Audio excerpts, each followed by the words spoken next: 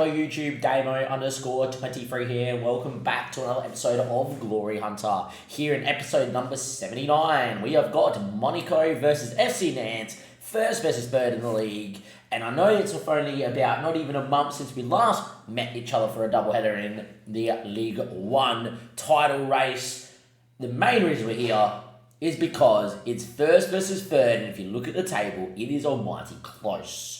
With that being said, and without further ado, I will just like to say thank you for the support as always. The channel is getting quite a number of views for a very small channel that we are. A lot of the people watching aren't subscribed, so do hit the subscription button, and of course, leave a comment for the algorithm gods. With that being said, we're here, League One, first versus third. PSG have already played, and we have potential to go 3 points ahead. We're going to cover that in a second. We're also 1 point ahead of FC Nantes, and they're only a point behind with Gattuso. And, well, they have a couple of guys that we know that are here. They got Brahimi Diaz, who they picked up there from Real Hippos for 31.5 mil, and he's already got 9 goals this year. So, good old Brahimi Diaz. I miss him. I do love him. I think he's fantastic. And, well, look, favourite personnel, me, which is always great to see. Mano Koino, who I use in my French squad, is an elite world-class midfielder. If they didn't want 143 million for him, I would be signing him here. They want 143 million. I ain't spending that, but he's pretty damn good himself. And lastly, people will know Mendy. He's in goals, and he's still a very, very good keeper at 37 years of age. That all leaves FC Nantes being third in the title race. They are predicted to come third in the league. There's some other names that people know, other like Sigmund, Simken, great centre back / fullback. I don't use him particularly for my France squad, but he's very good at what he does. If you have a look at their team as well, they got Cody Gakpo on the other side there too at 30 years of age, and Cody Gakpo is quite the player as well on FM. This is a very good version of Cody Gakpo. I've seen him be slightly better, I've seen him be slightly worse. Obviously, I think he's going to be a very good player for Liverpool in the future. And then lastly, you have a look at this list here too. There is some names here at this FC Nantes list, if it wants to bring it back up there, that you might know. Bergwijn, Samu, people will know as well. Kone's in there. Anton Silva, I should say, is back there as well. Pavlic. It's a very, very experienced side that has a good amount of players up there. Like Bergwijn is still very, very nippy at what he does. Great photo of him too with the lazy eye there. That's sensational. But with that being said, other reason we're here, PSG are just falling apart. In terms of what I'm used to seeing PSG do, when you go watch my Paris 13 Atletico save, there's reasons why we don't win the league, because PSG literally go undefeated. They went undefeated in one season with Mourinho playing 5 at the back. It was so hard. But if you look at them here, they're throwing away games in the league. They drew to Nantes, they threw away a game against us, and then they lost to Saint-Étienne the week after as well. You have a look at this, and then against RC Lens at home, they've just thrown it away on the day before. They absolutely dominated. They failed to score, and then Moukoko scores really late. This 4-4-2 system, and whoever's in charge of PSG at the moment, is not doing the job. I'm telling you guys right now, if I don't do or win anything with this Monaco squad, and PSG finish third, and they sack their manager, and it becomes available, as much as I would really rate this Monaco squad, I will be at PSG going, okay, give me the title and the French Cup right now. I'm actually sitting here though and telling you guys today, from what I've seen of this squad, and our form has been outrageous since we've last met. We have got a very good defence with a great freaking goalkeeper, a world-class midfield, and the front three is dynamite. And there we are. The only place that we have dropped recently is Montpellier. We obviously met each other for Lyon and Rennes, so we beat Cork 7-1, we beat Brest 4-1, we drew 1-1, we won 3-0 against PAOK. People scoring goals. Even Boyer is getting amongst the goals and starting to develop quite nicely as well. So, yeah, the team is looking really, really, really good. Now, let's get into the episode here in terms of the game. We are playing FC Nantes at home, and your team is Markovic, Anderson, Nielsen, Anel, Pellegrini, Stilia, Batuna, Goretzka, Pulisic, Jonathan David, and Soler has been in fantastic form with 24 goals in all competitions. Yes, this is very much weighted to the Europa League, where in 9 matches with 8 starts, he's scored 16 goals. Yes, he's a bit of a flat track bully, as we say here in cricket terms, but yeah, he's very, very good. The team itself, though, great spot to be in, great form, great ability, developing well in the younger players as well, and has some world class about him. If Pulisic or Jonathan David doesn't do it, Roman Galbert and Boyer starting to do it as well. Scott Olsen's probably the one that's a bit more unlucky, but the rest of the team looking fantastic. Let me know in the comment section where you think I'll finish and how are you going in your Glory Hunter saves. And let's get into it here. They're going to be lining up. Let's see how they're lining up here. I am going to 4-2-3-1 and Gakpo through the middle, which I rate. I will say, look at this, boys. They've obviously must have played a game not too long ago, because look at this. Bruno Mendes, not 100%. Same with Bard, not 100%. Actually pretty decent there, Bard, to be fair. 16 crossing as a Frenchman. I'm guessing he doesn't get a good scout report because he doesn't get close to Theo Hernandez or anything else that I've got, but he's actually a very good fullback. Samu's not 100% either, but, yet again, he's so well-rounded, worth 100 mil. Edison, that's the Brazilian Edison, yet to be capped for Brazil, very well-rounded as well. Bergwin's not 100%, nor is Cody Gakpo. So I'm straight away going, these guys aren't 100%. If you have a look at the bench, this is where they probably lack a little bit. They've got some youngsters, don't get me wrong, there are some younger kids out there. The FC Nantes have on the bench. Dennis Suarez is at 35 years of age still there. Kone's not 100% and doesn't start. That's massive for us. But, if you have a look at where it is, really easy there. Very, very nice. They've got two very older statesman keepers. Is their first 11 is fire. It's fine. It's perfect, right? And they just have no depth. FC Nantes is one of those clubs that if I took over, I'd be like, there's actually a lot that you can do there. So, good starting 11. Outside of that, and they are legless, I think we are favourites to win this game. And this is massive in the context of the season. If we win and go 3 points clear of PSG, and we've got to play them, there's a world where we win out, get a draw against PSG and win the title first season, which would be massive. Anyway, highlight here of Nelson picking the ball up, but Tony with the ball back stick. Pulisic was pushed. I think Bard's committed a penalty here. Pulisic got goal side. He was kind of shoved underneath it. It was shaping up the header. And I reckon Batruna's already gone to the spot saying, give me the ball. Give me the ball, he's saying, the number 7. Should be Jonathan David taking it, to be fair. And it is. And Jonathan David with a chance on the spot to make it 1-0 inside 2 minutes. Faces Mendy. And didn't even put it in the same postcode of the goals. He's fired it so far wide that it's nearly a throw-in. Wow. That was awful. I'm actually in shock. I'm actually speechless. I can't believe he's missed the target. It's one thing for a keeper to save it. It's another thing to nearly kick it out for a freaking corner or a throw-in. Pavlovic, Mendy. They've also had someone get injured for them as well, Reni Garcia. Mistake, Soler, comes inside, what a finish. There we go. Very weird defending because he kind of tried to go back to the line instead of closing Soler down and give him not much angle. As soon as you allow the striker to look up and pick his corner, it was game over there. Bit of a mistake playing out. Does happen from time to time.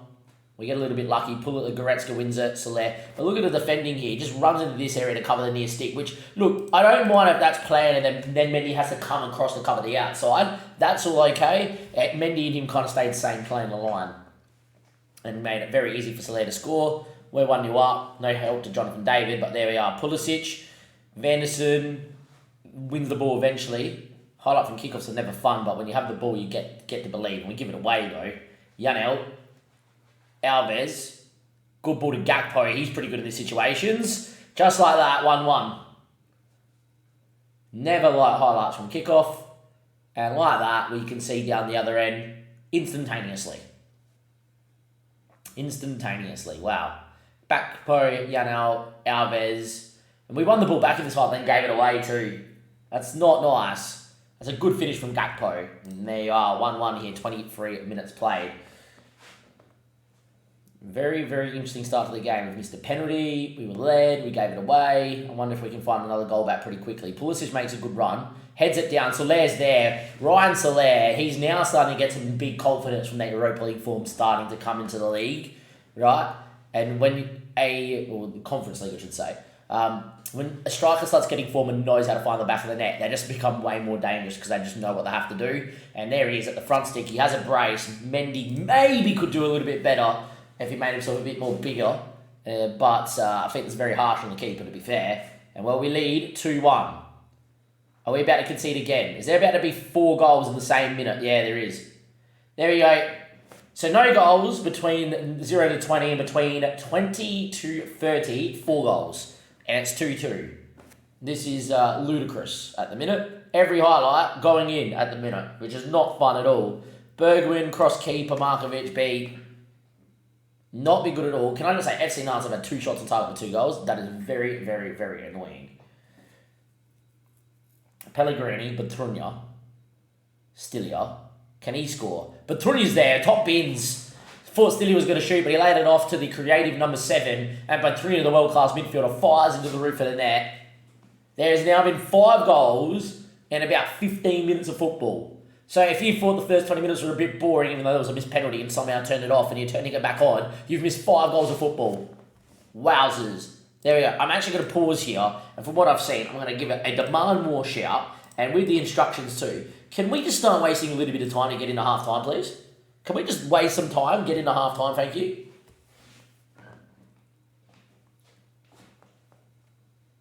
Don't know how dangerous this is. I'm not usually one to waste some time this early in a game, but just start wasting time, thank you, because we're getting beat here. Soler for a hat-trick. It's 4-2 by half-time. This is nuts. It's a goal fest. It's an absolute goal fest. There we go.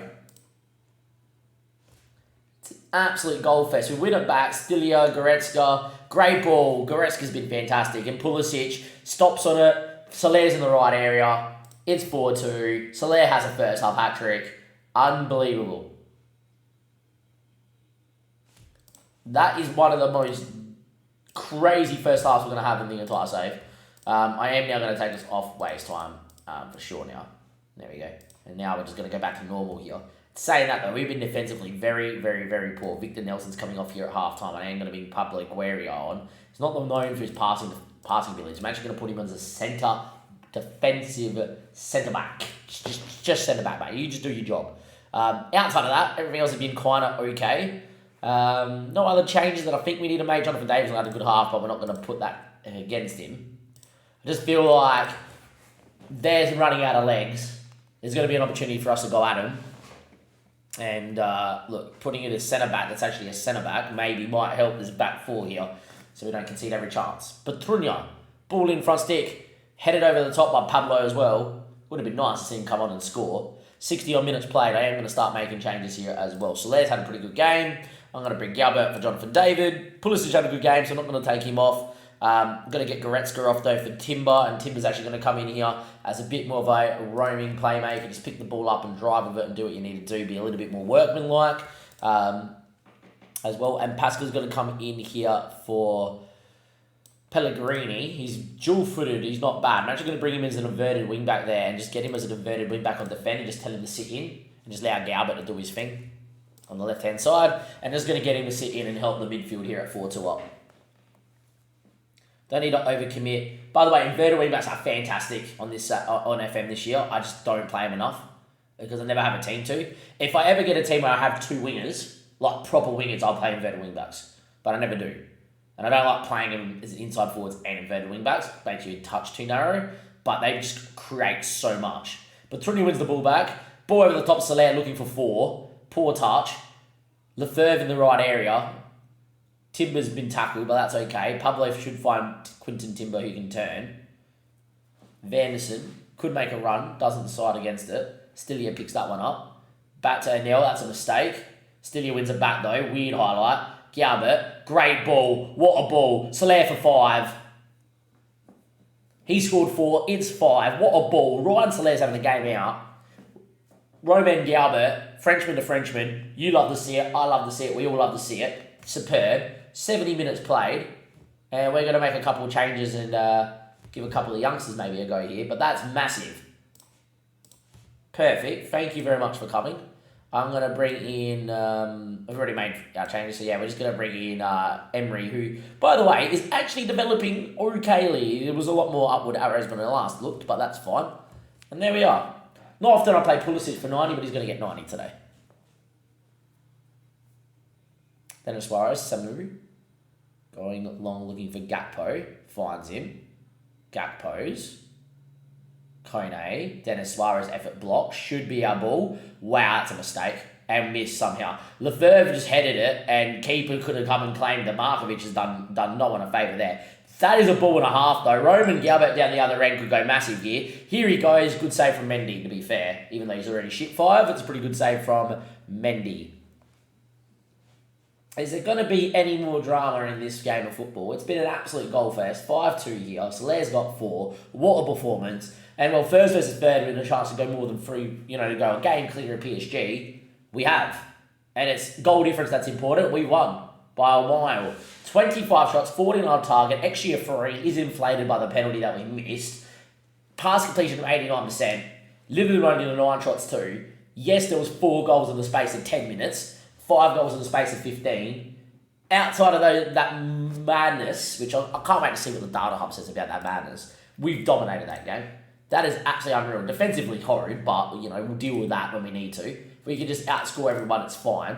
Last one we're going to have a look at is the data hub. Overall match momentum. Have a look at these goals. So we scored while they were on top. We then scored, and then they scored again while we were on top. Then they went on top and we scored, and then we went bang, bang. And then outside of this moment of madness in the 10-minute period here, 2, 4, 6, 8, 10. We dominated the rest.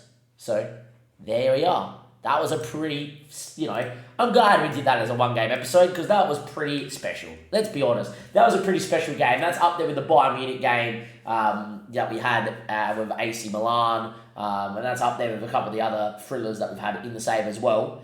With that being said, let me know in the comments section what you think is your favourite game of the save so far. If you've been watching from minute 1, and if you haven't, go back and watch them all and let me know and put a comment in. And thank you very much for watching. Give the episode a like just for the fact that there was, 5 plus 2 is 7, quick math.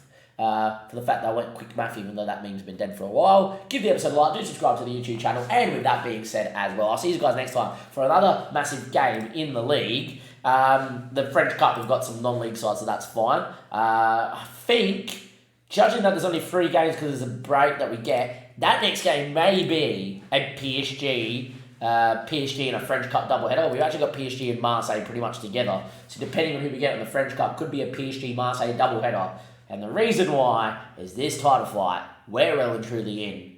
We're in the driving seat. And I tell you what, from my experience in France, when you get in this position and you're ahead of PSG, you have to do everything in your power to stay there, or else they will chase you down. And as things stand, we're the team winning the title. We're the team going with the possibility of doing the double. And there is a serious way that we do one and done in France, which is literally the hardest thing to do in Glory Hunter. Fingers crossed it happens. I'll see you guys next time. Thank you and goodbye.